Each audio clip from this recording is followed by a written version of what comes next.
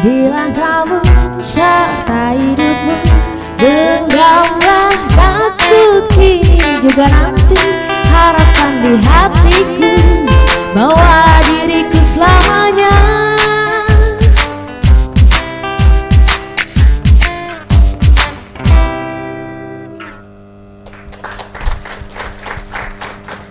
Ya, terima kasih Anda masih bersama kami pemirsa dalam program The Podium di segmen keempat. Tadi kita sudah sama-sama mendengarkan ya, bawalah diriku selamanya untuk mencintai demokrasi kita ya Bu ya, agar memang menciptakan pemilu yang damai dan juga gembira. Langsung saja seperti saya sounding saat tadi, kita akan sama-sama mendengarkan nih tanggapan langsung karena hari ini ada beberapa forum yang sudah siap memberikan tanggapannya, gayung bersambut sebenarnya Bu ya di sini. Silakan. Selamat malam, salam sejahtera untuk kita semua. Pertama, saya kenalkan Ilham Mashkuri Hamdi, Ketua FKUBI Provinsi Kalimantan Selatan. Saya mengucapkan terima kasih kepada Duta TV yang mengundang dalam kegiatan The Podium Demokrasi ini. Menyimak apa yang disampaikan oleh 3 panelis, Ibu Tantri dari KPU, Pak Supriyanto dari Bawaslu, dan Pak Mahyuni dari akademisi. Ada 3 mungkin karena begitu banyak, ada 3 kata yang saya komentari. Pertama adalah dari Ibu Tantri adalah benefit. Benefit dari pemilu ini apa? Kalau dari Bawaslu adalah bagaimana pemilu ini menghasilkan pemimpin yang berintegritas. Dan dari Pak Mahyuni, hasil jangan mengkhianati proses. Itu Pak Mahyuni lah. 3 kata ini menarik kalau kita rangkai untuk menatap pemilu kita ini. Oleh karena itulah maka ini perlu partisipasi. Jadi kalau benefit tadi dari Ibu Tantri bahwa pemilu ini harus menghasilkan kesejahteraan bagi masyarakat. Jangan dia hanya menjadi ritualitas berulang-ulang 5 tahun, tapi nasib rakyat tidak berubah. Berarti benefitnya. Dari Pak Supriyanto, bagaimana kita mencoba untuk meloloskan pemimpin-pemimpin yang berintegritas. Bagi saya orang yang berintegritas 3. Memiliki etikabilitas, intelektualitas, dan elektabilitas. Dia punya etika yang tinggi, dia punya kecerdasan, dan dia memang terpilih. Karena banyak aja orang cerdas kalau terpilih. Yang ketiga Pak Mahyuni, menarik nih kalimat ini.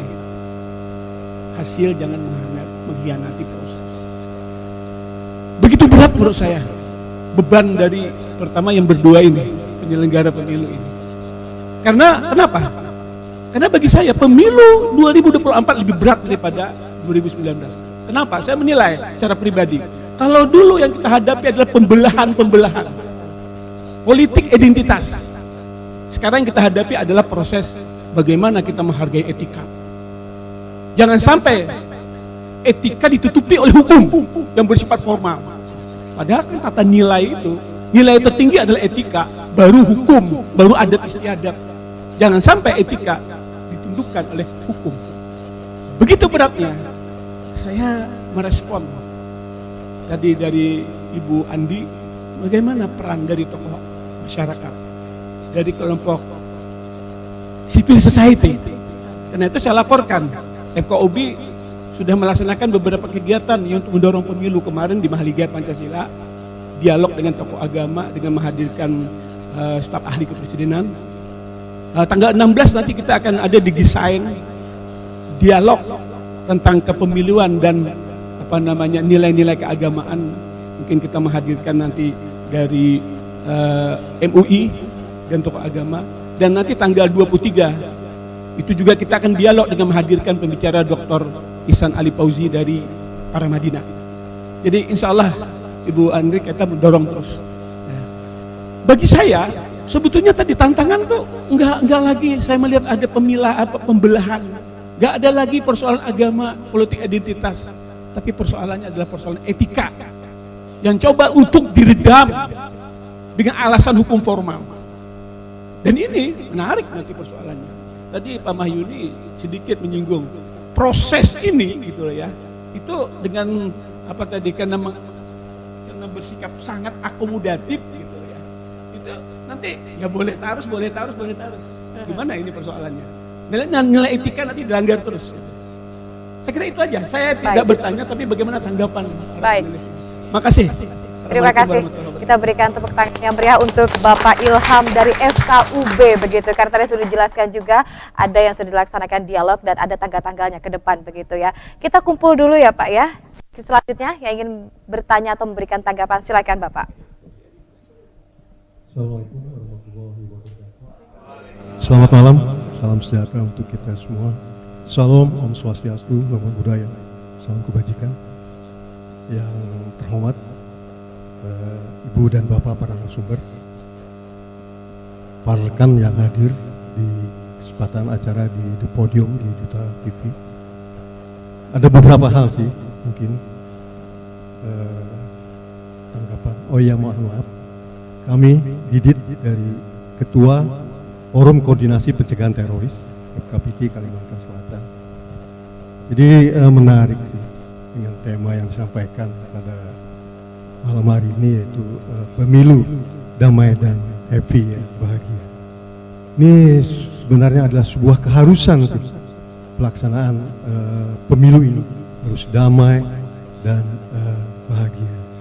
Kita juga teringat kemarin Jumat Kelabu, ini kan sebuah gambaran bahwa terjadi di saat kampanye terakhir. Nah ini mungkin di 2024 ini hal demikian bisa saja terjadi kalau kita ya penyelenggara dan semua aparat keamanan akan lengah. Untuk itu tentunya bahwa early warning system kita, kepedulian kepekaan kita terhadap pelaksanaan pemilu ini, ribut dan noise-nya di media sosial kan ini sebuah gambaran yang benar-benar kita atensi. Nah, kemudian juga boleh jujur ya, Ibu dan Bapak sekalian narasumber, kita bahwa pandiran di pinggiran, mengatakan ya pemilu ya begitu-begitu saja.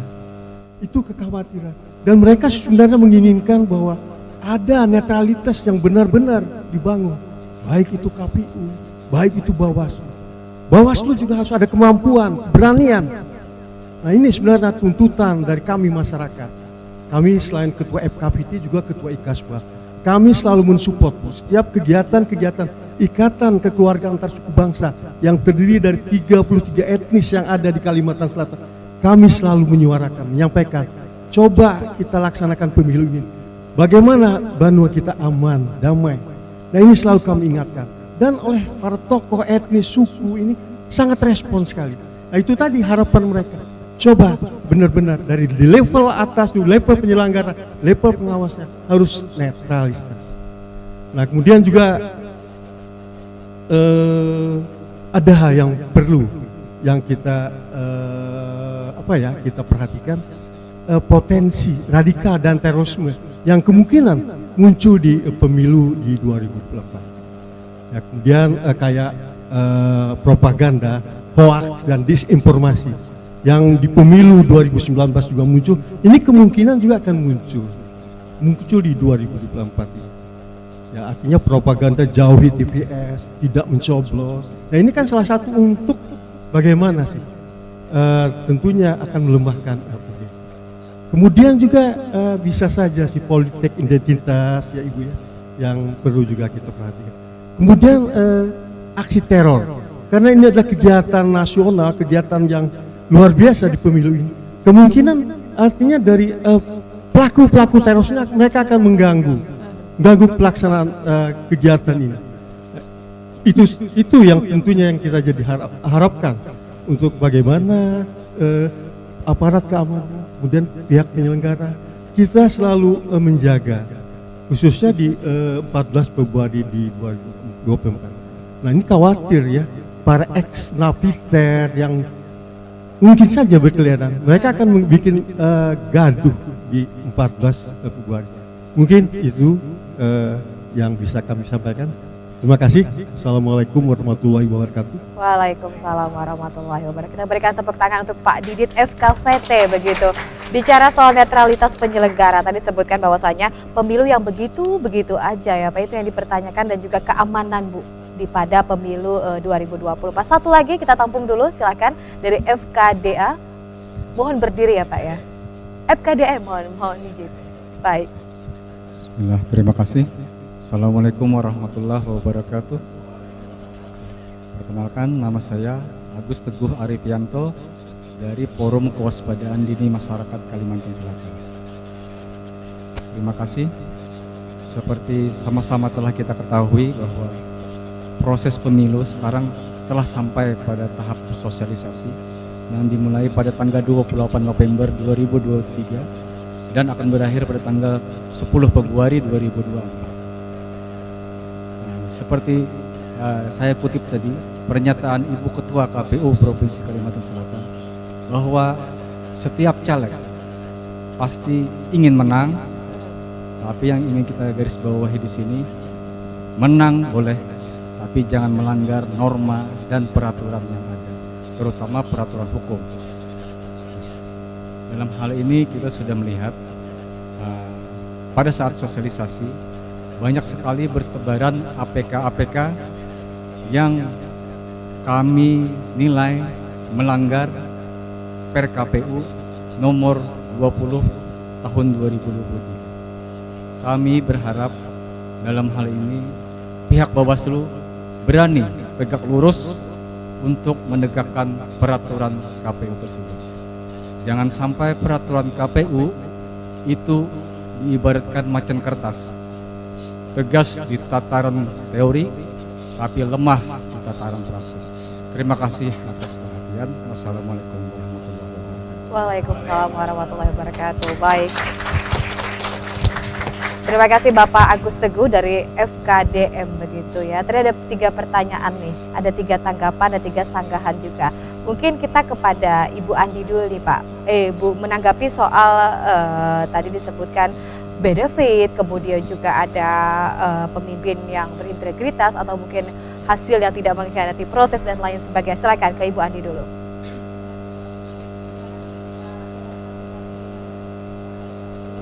Alhamdulillah beliau sangat konsen sejak pemilu-pemilu sebelumnya, dan saya bersyukur bahwa pemilu kali ini beliau sudah menginisiasi beserta seluruh anggota, ada Pak Cornelius juga teman-teman yang lain di awal sudah melakukan sosialisasi, dan ini sudah ada beberapa agenda lainnya yang juga sangat kami apresiasi, sudah membantu KPU penyelenggara pemilu untuk tidak sekedar mensosialisasikan tingkat partisipasi, tetapi jauh lebih dari itu bagaimana pemilu ini menghindari hoax, menghindari fitnah, kemudian bagaimana bersatu padu seluruh elemen bangsa.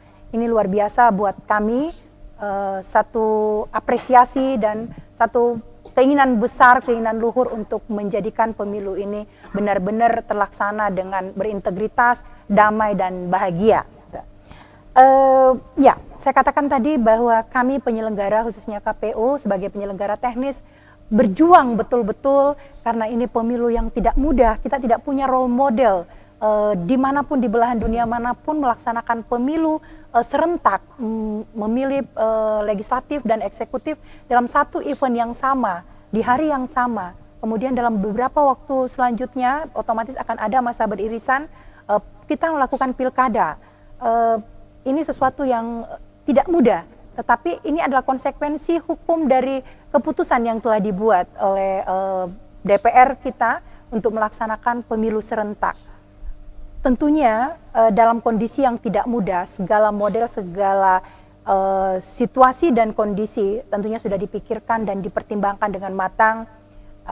Karena ini adalah pemilu ini melibatkan manusia yang dinamis, dinamikanya tentunya ada yang bisa diprediksi, kalau diprediksi kita mitigasi, kalau tidak bisa terprediksi tentunya model-model atau ketentuan-ketentuan yang memungkinkan terjadi sudah dilakukan antisipasi. Oleh karena itu benar sekali bahwa kita hari ini yang perlu kita kedepankan adalah etika, adab kita. Kita bersepakat bahwa kita punya Pancasila yang menjadi penyaring untuk segala macam tingkah laku kita terlepas dari kita punya keyakinan agama masing-masing, dan tidak ada agama yang tidak menginginkan kita berperilaku baik. Oleh karena itu etika, adab yang luar biasa itu akan menuntun kita untuk selalu berperilaku baik sesuai dengan peraturan perundang-undangan. Saya sangat mengapresiasi secara pribadi Bapak bahwa pemikiran ini muncul dari ormas yang akan memberikan tentunya edukasi kepada seluruh masyarakat, dan di ormas ini saya lihat para senior, para tokoh yang bergabung, sehingga ini merupakan kebahagiaan pribadi untuk saya bahwa saya sangat terbantu dalam tugas saya khususnya sebagai Ketua KPU, karena ini juga ujian bagi penyelenggara pemilu bagaimana bisa menyelesaikan tugas ini dan tentunya tidak bisa bekerja sendiri. Saya sangat mengapresiasi bahwa menjadikan etika dan adab menjadi sebuah tagline yang menjadikan pemilu ke depan damai, meskipun pemilu ini adalah perebutan kekuasaan yang terjadi dalam event 5 tahunan, dan apalagi kita tahu bahwa pemilu ini kita tarung bebas, utamanya pemimpin nasional kita, tidak ada incumbent, termasuk di pilkada kita tidak ada incumbent untuk provinsi, sehingga semuanya harus dijaga dengan baik. Oleh karena itu kembali lagi menghimbau bahwa kehadiran dari ormas yang ada di tempat ini dan seluruh anggota untuk membantu kami mengedepankan etika. Ketika kita berbicara etika, maka semua hoax, semua informasi propaganda yang tidak bagus itu insya Allah akan teratasi. Tetapi itu tidak semudah saya menyampaikan seperti ini. Semua ada prosesnya, semua ada tatanannya, karena gempuran dari luar, gempuran yang ingin membuat kita pecah belah juga banyak. Sehingga ini adalah pekerjaan yang tidak mudah, tetapi niatan dan awalan yang diinisiasi oleh FKUB untuk melakukan hal ini adalah suatu cerminan bahwa kita punya niatan yang baik. Semoga saja harapannya bahwa dengan kekompakan kita hari ini, semua multi stakeholder dapat berjalan dengan lancar dan kita bisa melaksanakan pemilu, dan tentunya proses tidak mengkhianati hasil ini bisa terwujud dengan baik. Demikian. Baik. Itu dari Bapak, itu langsung tiga-tiganya ya.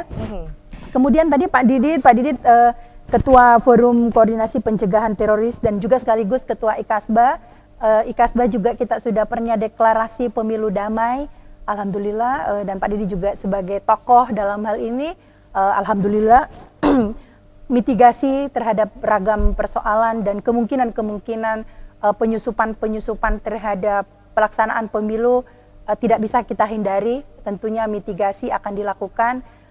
Dan lagi-lagi bahwa harapan kami pihak kepolisian, pihak keamanan, kita tahu bersama baru-baru saja IT KPU dibobol oleh hacker, dan ini menjadi teguran sekaligus kewaspadaan nasional kita, jangan sampai ini terjadi, bahwa kita harus benar-benar kuat dari dalam, karena kalau kita lemah di dalam maka sangat mudah luar itu mengintervensi kita.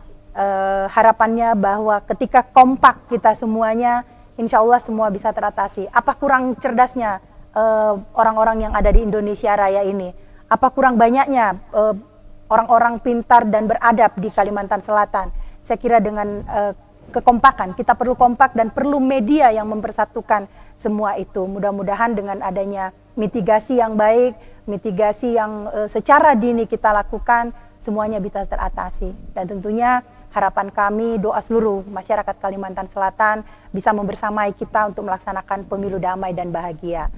Tadi juga ada dari Mas Agus Teguh, Forum Kewaspadaan Kalimantan Selatan, ini mungkin akan lebih banyak ke Bawaslu, bahwa PKPU 15 yang kemudian diperbaharui dengan PKPU 20 memberikan ruang sebenarnya kepada masyarakat maupun peserta pemilu, karena memang konsekuensi demokrasi itu adalah demokrasi itu mengakomodir semua pihak, makanya dia gemuk gitu ya. Tidak mudah berada dalam situasi atau politik demokrasi, tetapi konsekuensi logis dari kita bangsa Indonesia yang berasal dari ragam suku, bangsa, agama, dan kepercayaan, ini tidak bisa kita nafikan. Akan berbeda dengan negara yang homogen, bisa dengan otoriter, bisa dengan satu kali perintah, bisa terlaksana, tetapi kita dengan negara yang demokratis, mengakomodir semua pihak, sehingga memang politik akomodir ini yang dianggap tidak mudah, tetapi ini menyejukkan semua pihak. Harapannya semua pihak bisa terfasilitasi dengan adanya PKPU tersebut. Tentunya ada rambu-rambu yang harus ditaati. Pemahaman yang sama baik kepolisian, Bawaslu maupun KPU sudah kita lakukan terkait dengan PKPU 20, PKPU 15 tentang penyebaran alat peraga, kemudian termasuk izin-izinnya itu sudah kita pertemukan, melihat bahwa kondisi di lapangan ada persepsi yang berbeda, sehingga partai politik juga sudah kita pertemukan, sehingga kami berpikir atau berharap bahwa baik KPU, Bawaslu, pihak kepolisian dan peserta pemilu memiliki pemahaman yang sama. Tinggal bagaimana lagi-lagi kembali etika, keinginan dan bagaimana mereka taat terhadap apa yang sudah kita sepakati. Kembali lagi waktunya masih ada sampai tanggal 10 Februari untuk kita melakukan tahapan kampanye. Mudah-mudahan pertemuan malam hari ini memberikan ingatan dan semua menonton ya, utamanya pimpinan partai politik, mengingatkan kembali para caleg, para calon untuk membantu penyelenggara pemilu dan jangan sampai menggoda penyelenggara pemilu untuk berbuat tidak berintegritas. Seperti itu. Demikian dari saya, nanti mungkin dua narasumber lain bisa menambahkan. Ya, Terima kita kasih. akan mendengarkan tanggapan nanti ya di segmen kelima dari Bawaslu, karena tadi kan bicara soal PKPU begitu, dan juga dari akademisi di sounding bahwasanya ini netralitas penyelenggara juga harus diutamakan. Usai jeda tetap bersama kami dalam program The Podium.